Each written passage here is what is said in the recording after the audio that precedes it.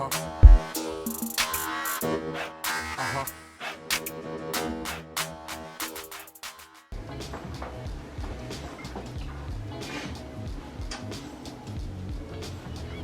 there, beautiful. How you guys been? What's going on? I'm gonna bless you guys with the deck tech in a hot minute. I'm gonna do a deck tech for Nadaar, Selfless Paladin, the Dragon Knight. I bought 2 copies of him for Dragons and Knights, and I really liked him. I put him in Dragons, and all he did was work. He's a 2 mana value dragon in the Dragon deck I have, so why not?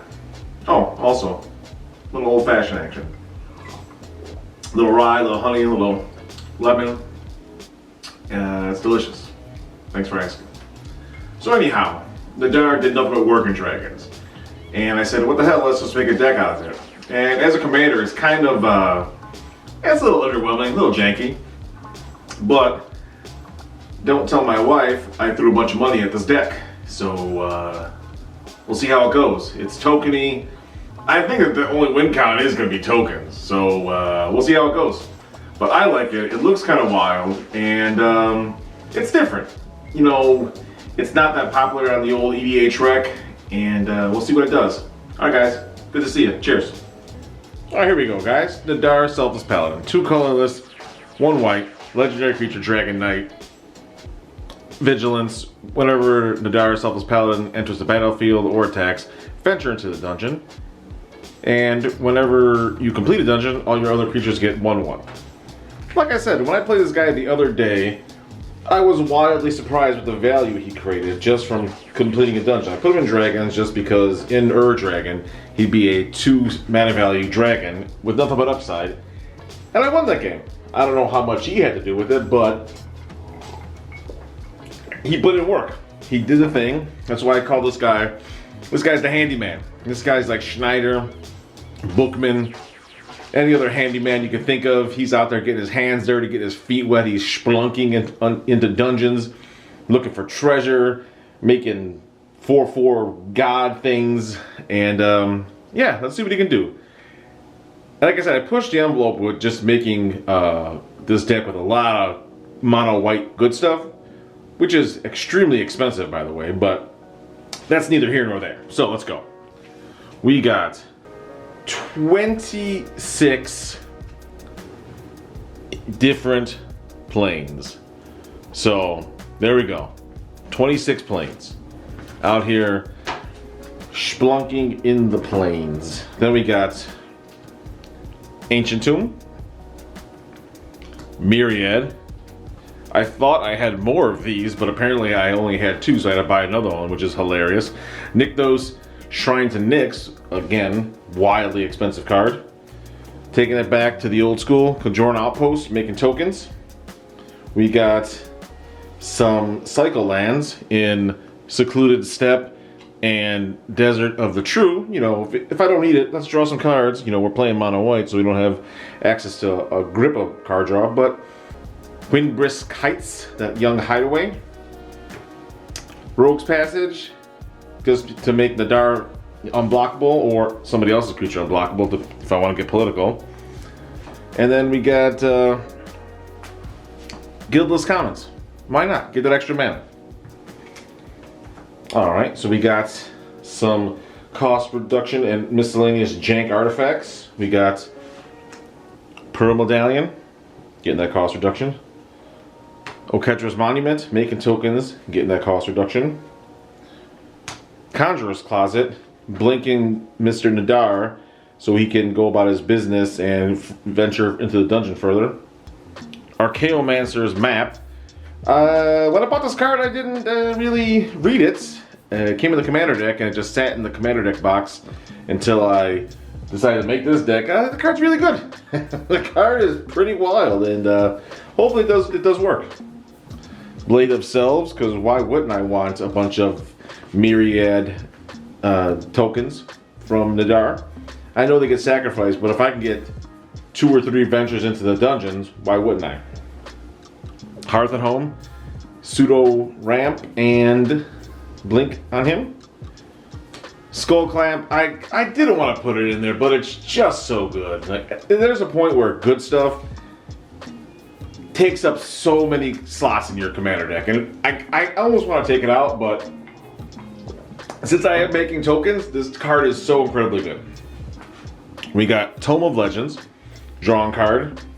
Then I called Sunset Pyramid, I call it Stepdad Pyramid, just because it's like a strictly worse Tome of Legends. It draws you cards, and then it scries after 3 turns. So it's like your deadbeat stepdad.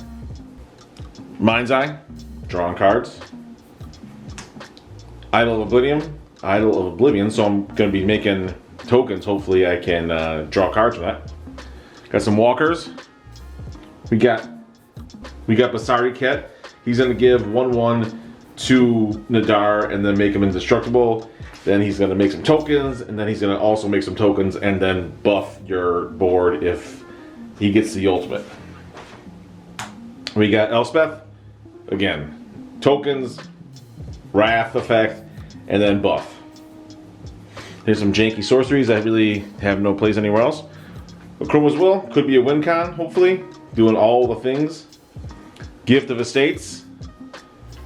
Again, we're playing mono white, so we gotta do what we gotta do. We got some rocks. Crypt, just because it's Crypt, man. I need help casting this guy first turn if I can, just because he is a, let's just call him a B grade commander, and if I can get him out faster and get his value train running, why wouldn't I? Fel War, Arcane, Soul Ring, and Mind Stone round out the ramp package. We got some removal. White border swords. I'm going to assert my dominance on the table by playing a white border card. I really want to make an all white border commander deck, and I don't know how I'm going to do it, but that's my goal. Generous Gift, giving people Oliphants, and Return to Dust. Single combat. I like single combat because hopefully with everything else I got going on, Nadaar will be bigger than whatever creature you pick, and it makes you sacrifice, so it gets around indestructible. We got some token generation. Secure the Waste, which is an instant. Fantastic. Big up to my boy Andrew, bring me that. Increasing Devotion. Call the Coppercoats. This card absolutely ruined me one time when I was playing with my boys at the Commander Crew. Corey, if you think I forgot how bad this card ruined me, I haven't. That ruined my night. This card is fantastic. So my boy Corey cast this, and I had a lot of tokens. He made several more tokens than I had because my tokens were all tapped because I didn't expect this nonsense. And then he killed me, and I have not forgotten that. Then we got White Sun Zenith, making them little cats. Meow. Martial Coup, which doubles as a board wipe and token generation. We got Sacred Mesa. I've been in love with this card since Mirage. I have never used this card, and quite frankly, I don't know why. I love this card. And then Stormherd. I would love to cast Stormherd and let it come back to my turn. We can all dream. Anointed Procession, if I'm making tokens, hopefully I can make double. Divine Intervention, if I'm making crappy 1/1 tokens, why wouldn't I want to make 4/4 tokens? Monologue Tax, making them treasures. We got Teleportation Circle, teleporting Nadaar back and forth. He's the building super. You gotta go to a lot of apartments. He's gotta, fix the pipes here. He's gotta do something. He's the handyman. He's gotta be a lot of places. Felidar Retreat, making cats, putting counters on things. Thorough Investigation. I bought this card. This card is like 30 cents. I bought it, and I'm keeping it in the deck just because I want the clues. I want to draw the cards, but I want to do the dungeon thing. Could I put a more optimal card in this deck? Yes. And I know I said I was making this good stuff, but I'm trying not to make it exclusively good stuff. So I'm gonna put this card in there, play with it for a while, and see how it does.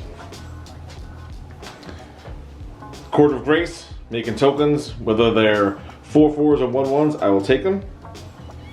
Cathar's Crusade, if I make some tokens, why would I want to put more counters on them? The only real other anthem in the deck besides Nadaar is Dictative Heliod. And then the expensive boy, Smothering. You know what it does, you know how I do. Alright, let's go to the goons. You know how I love the goons. Here, let's start off with the expensive boys. Esper Sentinel. Mono white card draw is few and far between, so let's try it. Elish Norn. Again, if I have tokens, I want to make them bigger. Machias the Lunarch, X and white. You're going to be distributing 1/1 counters. You got a lot of tokens. Let's do it. Oreskos Explorer. Hopefully, you know, you can cast them. I got a little blink with the teleportation, the Conjurer's Closet. Hopefully I can get some lands out of this bad boy. Endbringer. I put Endbringer here for one reason. I have never seen Endbringer in a live game until Saturday when I played with Swole Jesus. And Endbringer did work. Even if it was just pinging me every turn for 1 damage, it did work. It was fantastic. Boreas Charger. Again, hopefully getting some lands out of it. Giselle Goldmane. Again, buffing your squad for attacking creatures. Hopefully you got a lot of dudes attacking. Silverwing Squadron, making tokens, being as large as all your tokens. Flying Vigi, let's do it. Prava of the Steel Legion, buffing your board on your turn and then making tokens. Amari Angel, flying, making tokens. Archon of Coronation, giving you the Monarch, and then doing some other stuff, but I mostly just put them there for the Monarch and the card draw. Sun Titan, mono white stable, let's get it. Some of the fuck you cards. Kinjani Sunwing, 2 colorless, 1 white, flying dinosaur. Creatures your opponent's control enter the battlefield tapped, so that's cool. Leonin Arbiter, you can't search your library, motherfucker, unless you pay that deuce, which is oftentimes not optimal. Eldrazi Displacer, blinking your boy Nadaar.